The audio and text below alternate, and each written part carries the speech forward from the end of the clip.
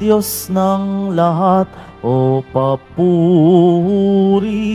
sa kaitaasan, siya'y papurihan ngayon at magpakailanman. Umawit ang daigdigan, lahat ng naroroon. Umawit ang sangkatauhan, purihin ang Panginoon.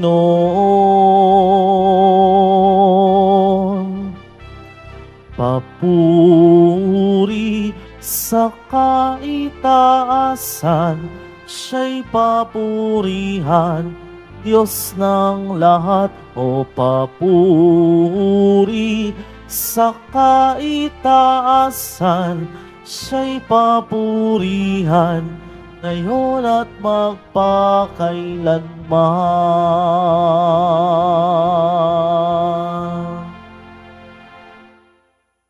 Simulan po natin ang pagdiriwang sa ngalan ng Ama at ng Anak at ng Espiritu Santo. Amen. Ang pagpapala ng ating Panginoong Hesukristo, ang pag-ibig ng Diyos Ama, at ang pagkipagkaisa ng Espiritu Santo naway sumainyong lahat. At sumaiyo rin. Mga kapatid, tayo pong lahat ay nagkakatipon bilang isang mag-anak ng Diyos sa pagdiriwang ng banal na Eukaristiya. At upang tayo po ay maging karapat-dapat gumanap sa banal na pagdiriwang na ito, alalahanin po natin ang ating mga pagkukulang at nagawang pagkakasala, at buong kababaang loob po tayong humiling ng awa at pagpapatawad mula sa Diyos.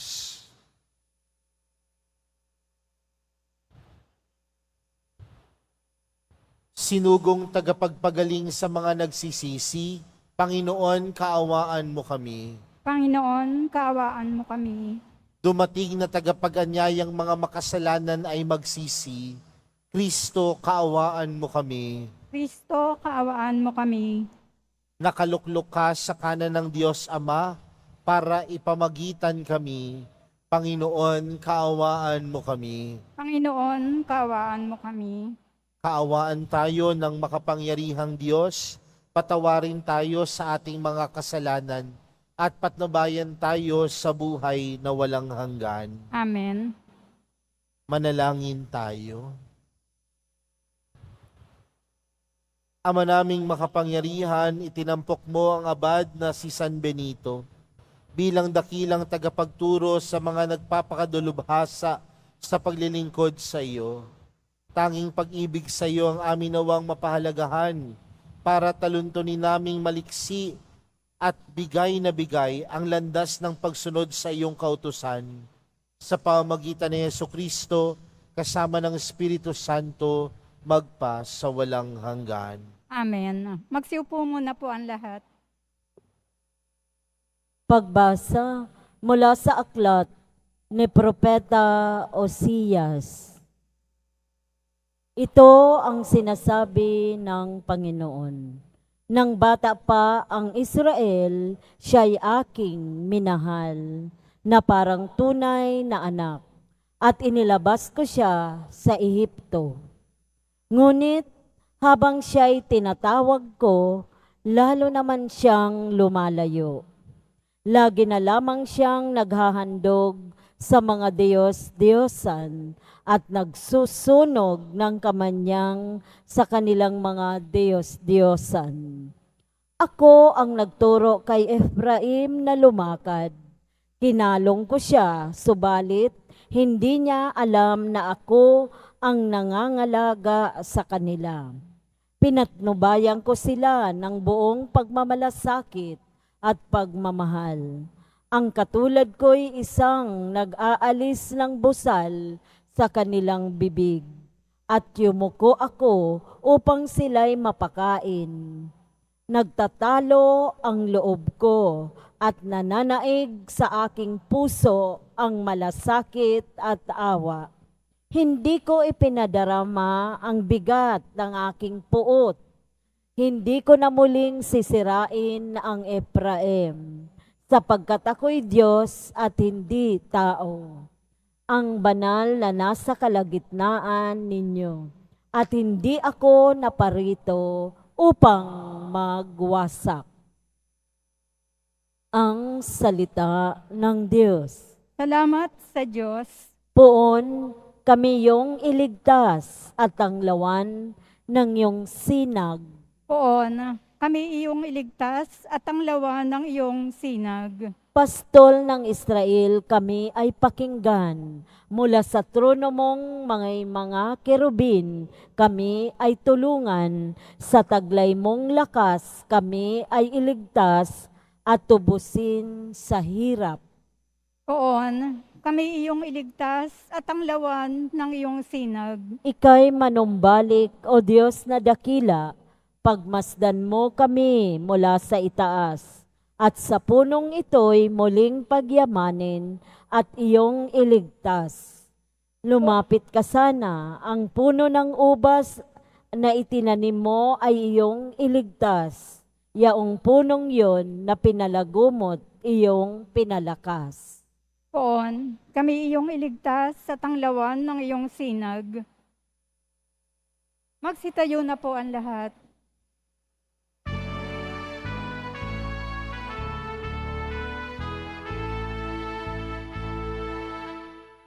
Alleluia,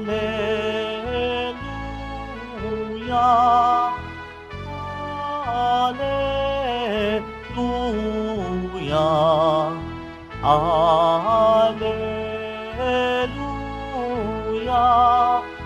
Alleluia.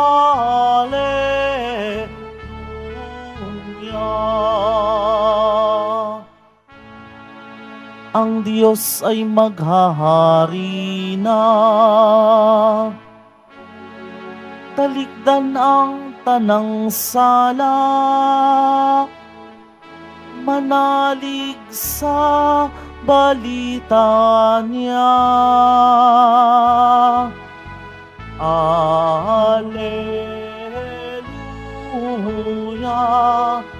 Alleluia,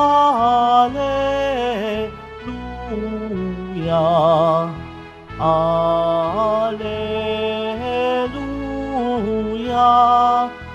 Alleluia.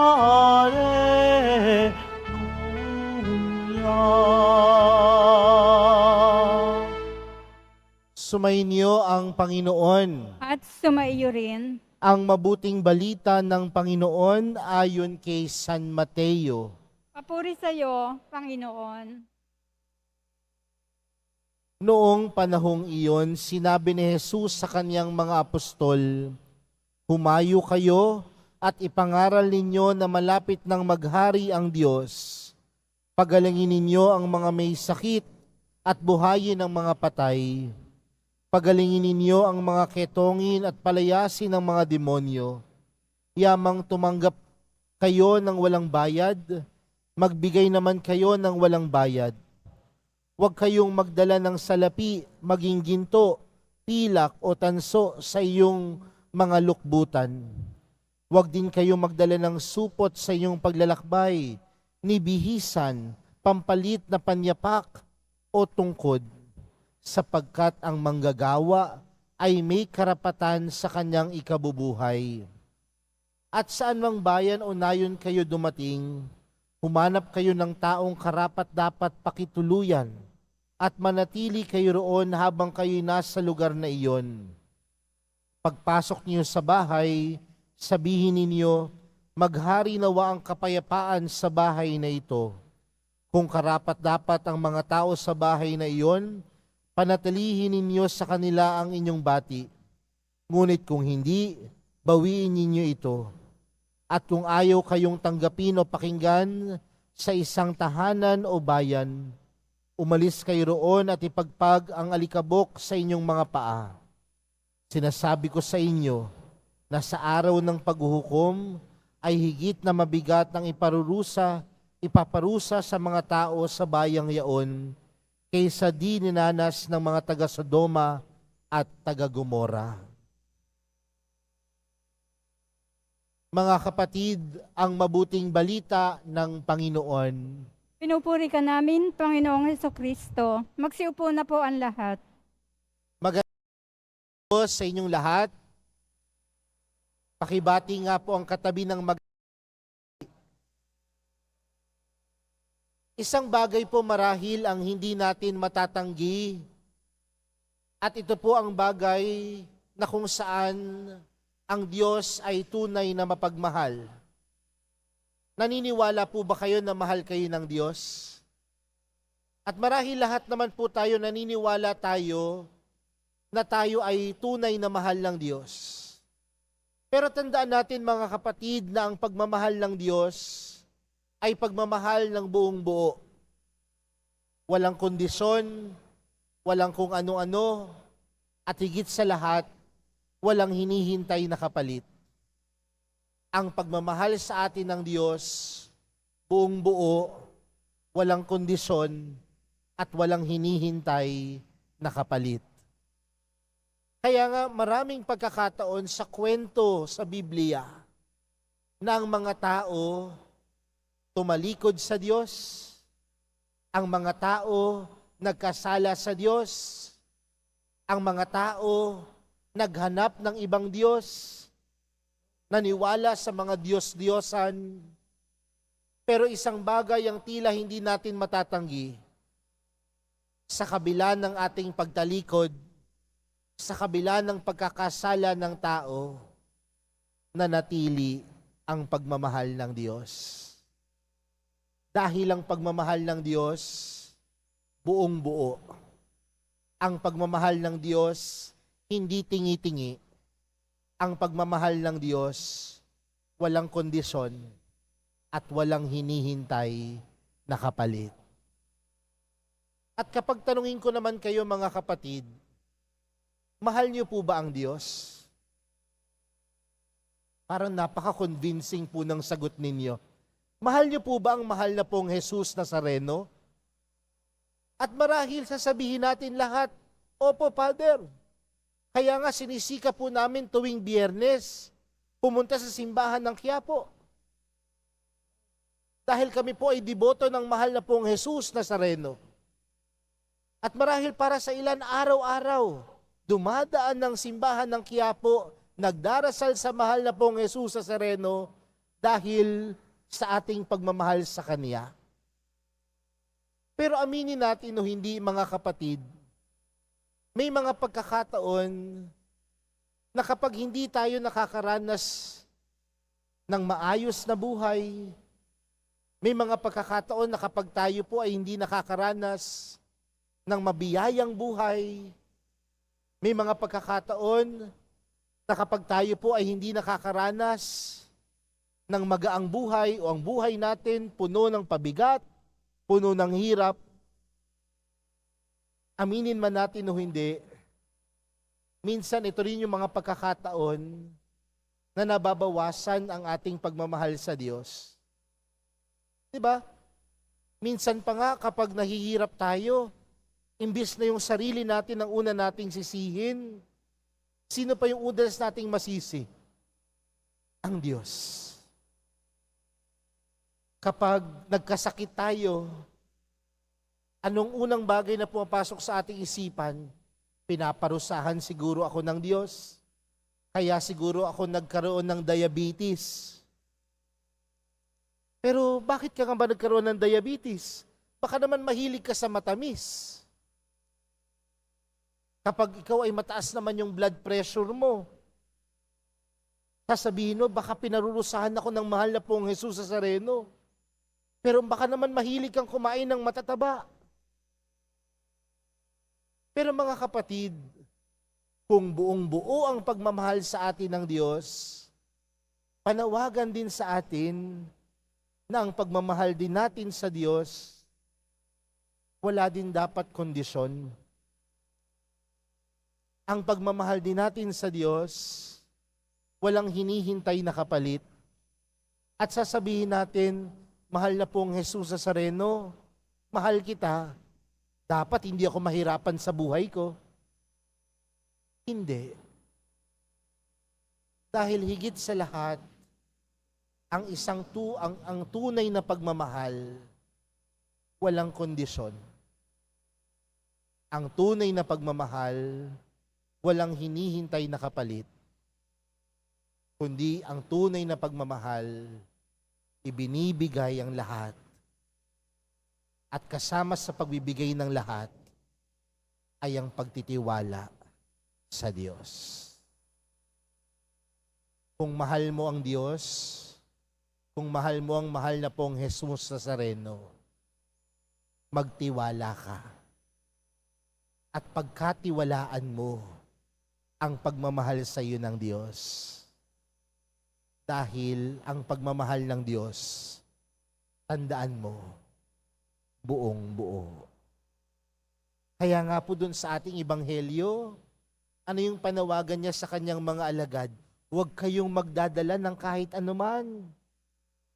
Sa inyong pagmimisyon, huwag kayong magdadala ng kahit anuman. Ni bihisan, panyapak, salapi, ginto, pilak. Huwag kayong magdadala. Ngunit, pagpapaalala sa kanila na sa kanilang buhay, sa kanilang paglalakbay, sapat na ang pagmamahal ng Diyos. Kaya mga kapatid, sa araw na ito, pinapaalala sa atin ang pagmamahal sa iyo ng Diyos buong buo. At nawa ang pagmamahal din natin sa Diyos buong buo din. Walang kondisyon, walang hinihintay na kapalit, puno lang ng pagtitiwala. Dahil kasama sa taong tunay na nagmamahal ang pagkakaroon ng tiwala. At kasama sa pagmamahal natin sa Diyos ang pagkakaroon ng tiwala na hindi na tayo pababayaan. Kaya mga kapatid, sa araw na ito, tandaan mo, mahal ka ng Diyos. Mahal na mahal ka ng Diyos. At tandaan mo din, kung gaano ka kamahal ng Diyos, mahalin mo ang Diyos dahil puno ka ng tiwala sa Kanya. Amen. Magsitayo na po ang lahat.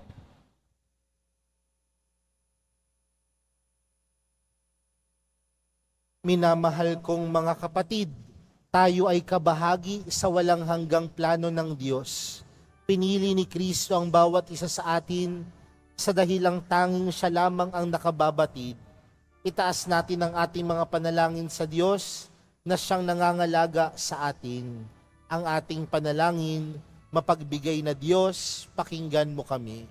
Mapagbigay na Diyos, pakinggan mo kami. Ang simbahan, naway patuloy na mag-anyaya at magsugo ng marami pang misyonero upang ipahayag ang kaligtasan ng Diyos. Manalangin tayo. Mapagbigay na Diyos, pakinggan mo kami. Ang mga taong nalilito o kulang sa paggalang sa sarili, naway maunawaan ang plano ng Diyos para sa kanila. Manalangin tayo. Mapagbigay na Diyos, pakinggan mo kami. Yaong mga tumatanggi sa mga tagapagdala ng mensahe ng Diyos at sa katotohanang kanilang taglay, naway makadama ng habag ng Diyos. Manalangin tayo. Mapagbigay na Diyos, pakinggan mo kami. Yaong may malubhang karamdaman, naway tanggapin ng bukas loob ang sakramento ng pagpapagaling at pakikipagkasundo. Manalangin tayo. Mapagbigay na Diyos, pakinggan mo kami. Ang mga tapat na namayapa, naway makapiling ni Kristo sa huling hantungan ng kaluwalhatian ng kanyang paghahari. Manalangin tayo. Mapagmahal na Diyos, pakinggan mo kami. Ama ng aming Panginoong Hesukristo, inampon mo kami bilang iyong mga anak. Tulungan mo kaming pahalagahan ng maraming biyayang ito habang itinataas namin sa iyo ang aming panalangin. sa pamamagitan ni Kristo na aming Panginoon. Amen. Magsiupo muna po ang lahat.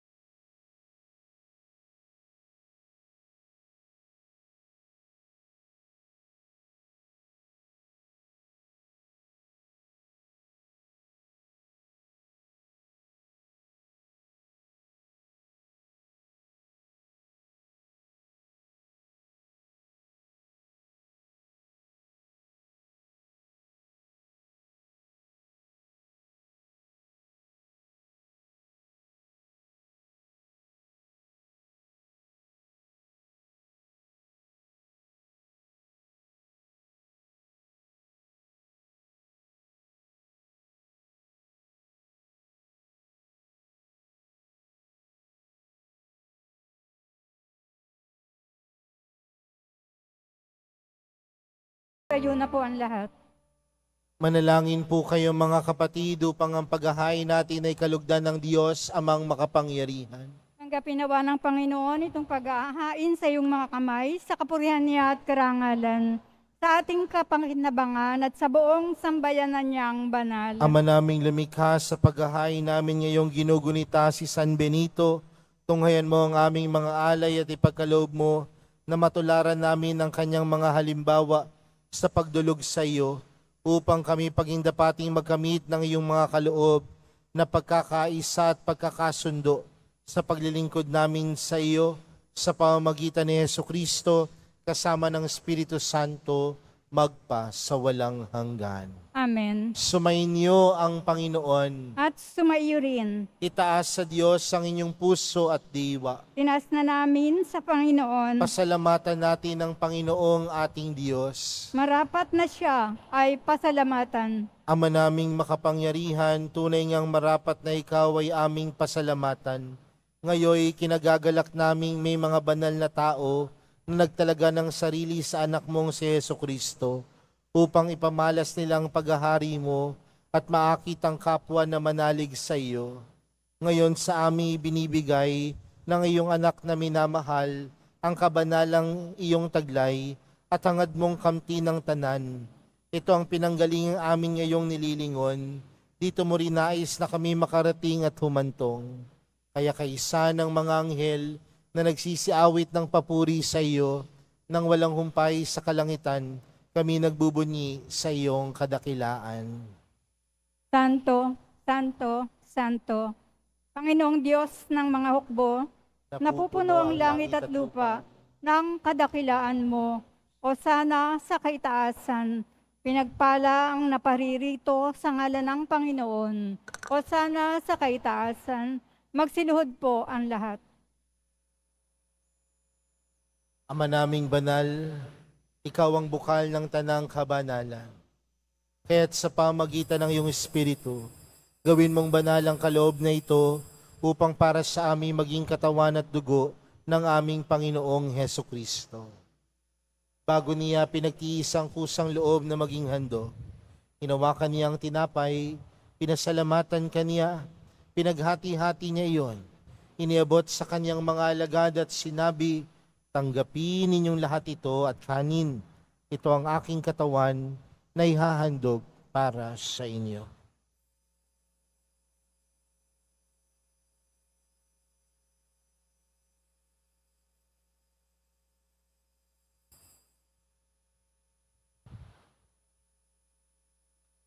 Gayon din naman noong matapos ang hapunan, hinawakan niya ang kalis. Muli kanyang pinasalamatan. Iniabot niya ang kalis sa kanyang mga alagad at sinabi, tanggapin ninyong lahat ito at inumin. Ito ang kalis ng aking dugo, ng bago at walang hanggang tipan. Ang aking dugo na ibubuhos para sa inyo at para sa lahat, sa ikapagpapatawad ng mga kasalanan. Gawin niyo ito sa pag-alala sa akin.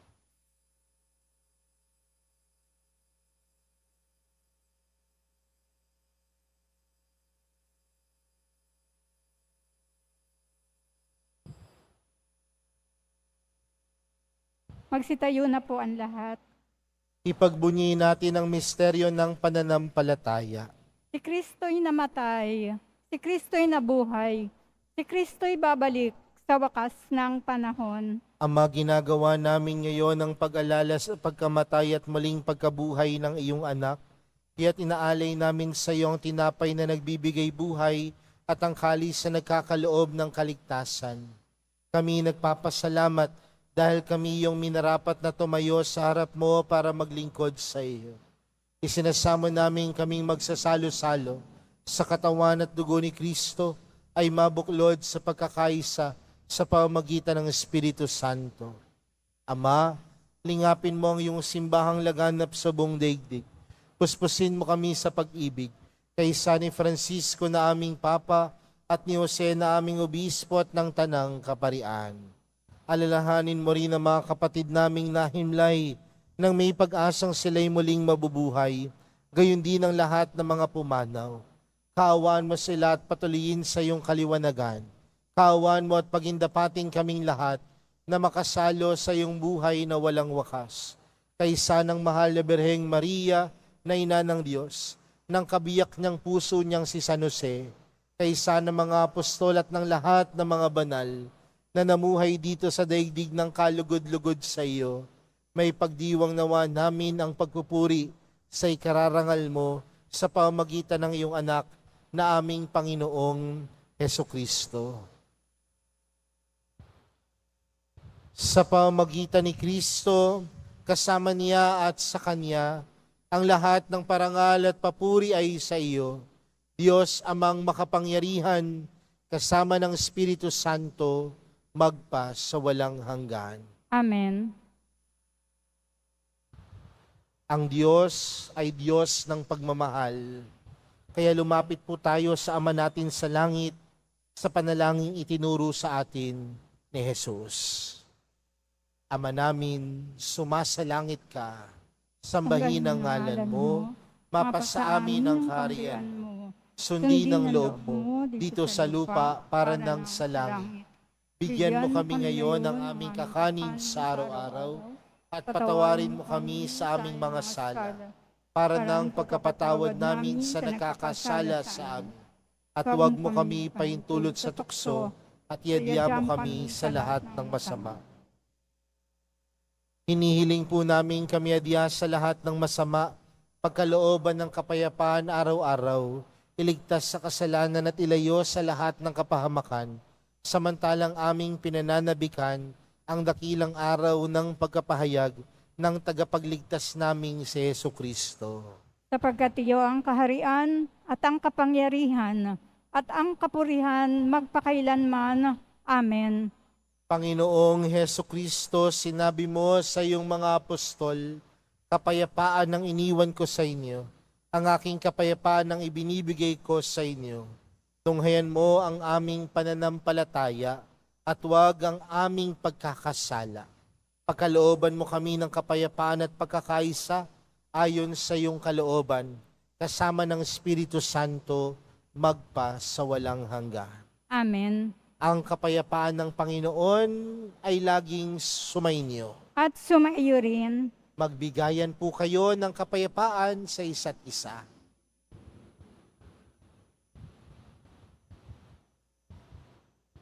Kordero ng Diyos, na nag-aalis ng mga kasalanan ng sanlibutan, maawa ka sa amin. Kordero ng Diyos, na nag-aalis ng mga kasalanan ng sanlibutan, maawa ka sa amin.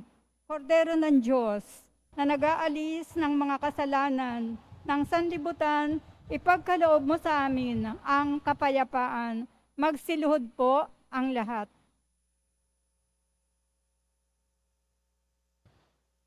Narito po si Jesus, ang kordero ng Diyos, siyang nag-aalis ng kasalanan ng sanlibutan, mapalad ang mga inaanyayahan sa kaniyang piging. Panginoon, hindi ako karapat-dapat na magpatuloy sa iyo, ngunit sa isang salita mo lamang ay gagaling na ako.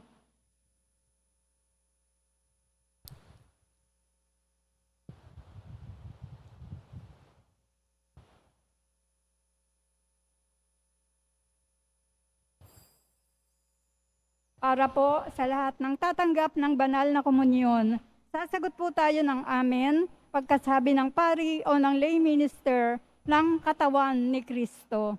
At isubo po agad sa bibig bago umalis sa harapan ng pari o ng lay minister. Sumunod po tayo.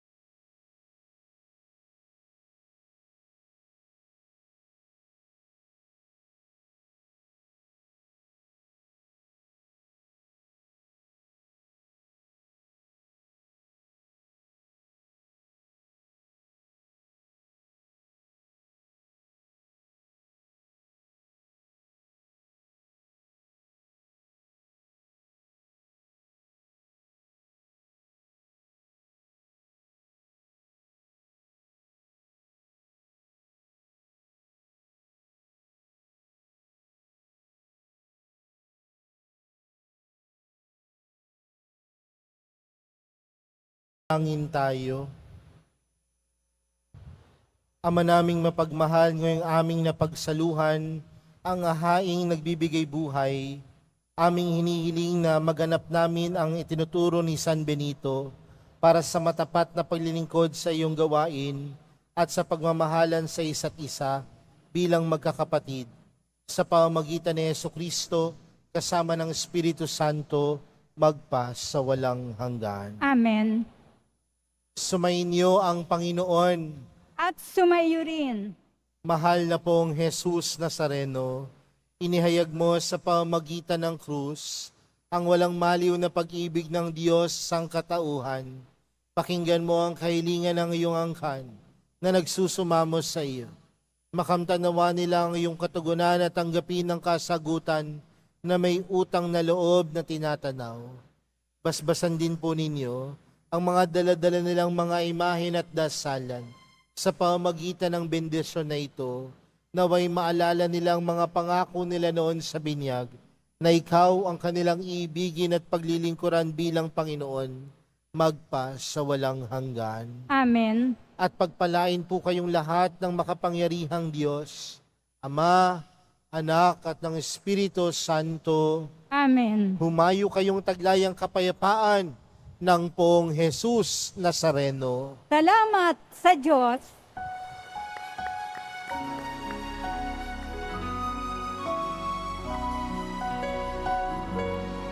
Nuestro Padre Jesus Nazareno, sinasamba ka namin. Pinipinto ka namin, aral mo ang aming buhay at kaligtasan.